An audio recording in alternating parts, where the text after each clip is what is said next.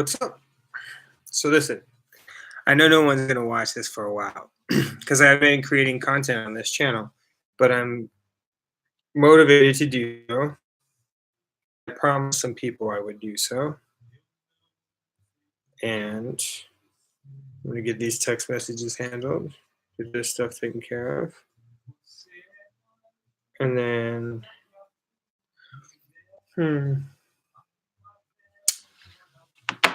all right, I'm gonna talk about pain because I had a cluster headache on this past Monday, and it was one of the worst pains I've ever experienced in my life.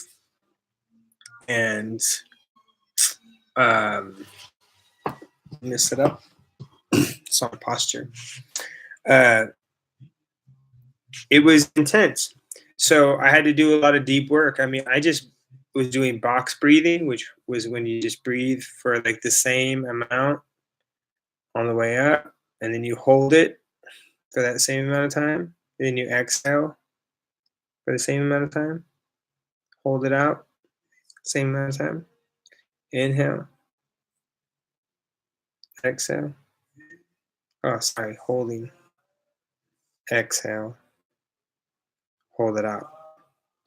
So I was just doing that because all I could do to try to unravel the tension behind this eye, going all the way back. I do not wish this on anyone. I used to call them tension headaches, but they've always been pretty much cluster headaches. But this was the worst one I've ever had, and it was the longest one I've ever had. So it's the first time I really got pushed to a hard place where I honestly was like, now don't freak out. I was like, I'd rather die than to continue to experience this. And then later on, I read that these are called suicide headaches because some people get them so bad that they're like banging their head against the wall, and it pushes you to a place where you would rather die and take extreme measures. So they're called suicide headaches, which is pretty intense. And I was like, wow, that's terrible to name something like that.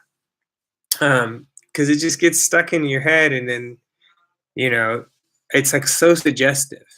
I want to talk about things like that, is how suggestive language is to like suggest that like people that get these cluster headaches might harm themselves. We can do a whole discussion about free will and mental illness or whatever. I don't want to do that, but if you ever see me, you want to ask me those questions, go for it. So basically, I live my life like an open book for the most part. I'm married and to a male, so I'm queer, and that's a big part of why I'm an open book, was because I went through a lot of stuff in childhood and adolescence and into adulthood, uh, dealing with it. So there's just so many levels of programming and programming. And because I told my story so much, I'm just kind of done telling my story. I'm over myself kind of thing. Like I don't do this to hear myself talk or whatever. But I've had feedback in the past where people, misunderstand, my motives or why I'm doing things or whatever. And they tell me, don't do this, don't do that. And it's funny how it can shut down the best of us. And so I tend to overcorrect. I take feedback and I'm like, oh, okay, I should listen to this. Don't this person, even, but you got to be careful because you can come from really good friends, and the way that they view you, this is when you're going to find out how they view you. Is they give you this feedback, and then you realize, man, hold on a second.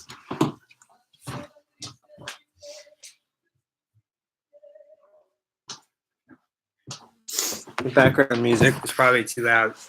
I don't want to compete because I don't have a microphone. Test. So I think the microphone is over here.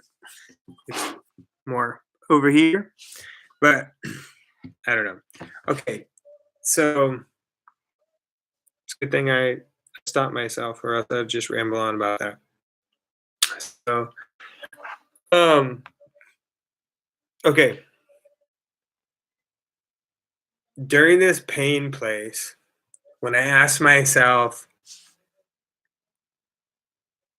why would you rather die than to like live a life that had that much pain? Because I didn't really want to die.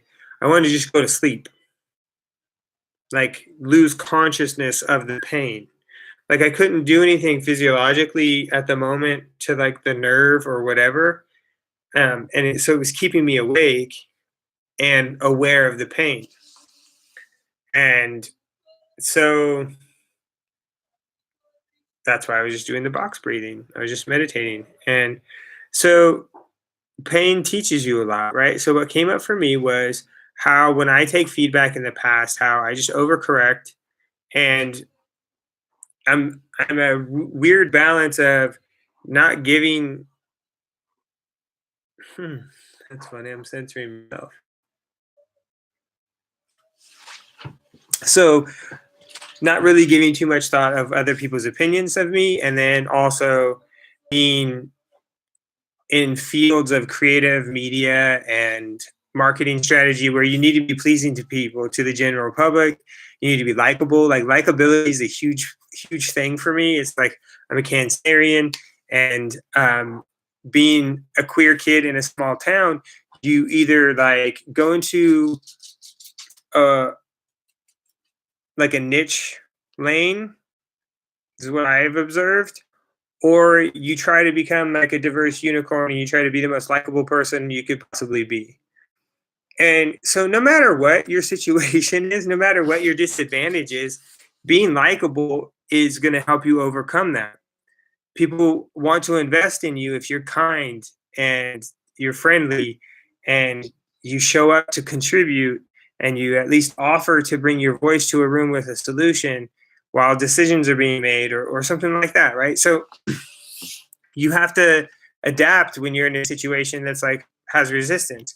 So, I've taken my fair share of bullying and getting beat up for being queer or being effeminate as a kid and having this voice of mine. It's so wonderful. But then having this aesthetic, right? So like it's the universe's awesome joke to like make somebody look maybe what we call masculine and then giving them like a feminine tone in their voice that lets you all know pretty quickly that I'm queer or gay or whatever label we're using right now. So I'll get into all that kind of language and talking and stuff like that.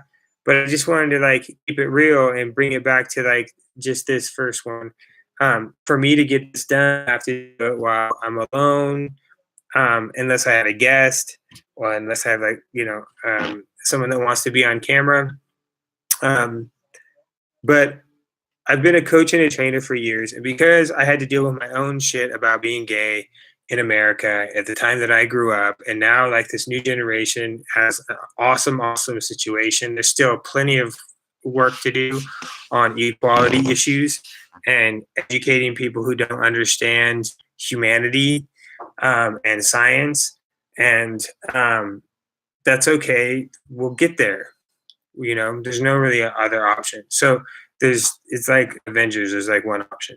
You know, um, pretty much all the great thinkers of the world understand what's going on, and there's a lot of people who don't know, and that's okay. It might be scary for people to know all this stuff. So let me put my hat back on. So this pain was so intense, and I had that question. Like, I don't want to die. I just wanted to go numb from the pain, and I didn't want to use drugs. I actually called a friend and asked if they had anything for pain, and they said no, and I'm glad they did. So the next day, the headache went away. I was so sore and rigid. I did end up taking some Advil, um, and then I slept a lot and hydrated. So I'm all back to normal, my normal self and whatnot. But this really did something to me. It changed me. It was like, oh no, I gotta start talking now. I gotta start just sharing and then finding platforms and outlets to contribute. And so that's what I'm doing. So this is the first of many probably lives that I'll save on my channel. And then I'm doing all these consumer advocacy posts. So I'm opening an Amazon influencer store, and it's got all these different categories of health and wellness. I have camera equipment. Um, there's like a category that says maybe you don't need this. Because here's my thing, like I'm not big into consumerism. You know, as Americans, we're very, very into consumerism, and we're also moving into this like direct to consumer model where a lot of people are just selling directly to their communities. And so it's the only way that small business people can thrive. And now there's all these avenues for affiliate marketing. And it's actually right now a really good time to get into multi-level marketing on certain levels, certain companies that are relevant. And because the business model, I mean, look at Amazon, it's like direct to consumer. So it's no different except for like the reason why he's making billions is because there's no like pyramid. It's just him and a middleman and us. So he's raking in all the middlemen monies. And so like we're all going to have to figure out how to make money and currency in the future. And right now I've adapted so many times. So I'm just going to be honest and share my journey with you instead of, you know, feeling like a hypocrite because maybe I've never really gotten like my financial situation to be like this abundant wealth. I've helped a lot of people improve their life. I've helped a lot of people improve their state, their physical state, their health, and their mental wellness. And I've just been dedicated to a life of service. And I want to just continue to share that thing. And it's pretty diverse. You know, the world wants you to be like a very specialized person. They want you to, okay, Donnie, are you a photographer or are you a coach? Well, I'm both. Well, you know, the world wants you to be a photographer. Okay, so if I say I'm a photographer, Donnie, what kind of photographer are you? And I used to say the one that takes assignments, the one that wants a gig, you know, like, but I ended up, you know, I really realized that I do like people so much and I like photographing people.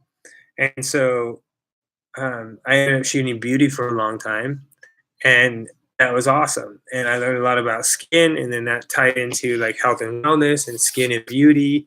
And there's all these overlaps, right? So I'm just going to speak from that because holistically, these things are all part of the human condition. And these are things that consistently show up in my life that I have interest in. And I figured I should share them. And I made some promises to some people that I would. So this is the first. I'll get some gear or whatever, a microphone set up to where the sound quality is better. And I can't really do much about my face. I'll just try to keep it clean and well groomed. I'm gonna grow a low beard back. Tito. I guess that's a wrap. See you guys.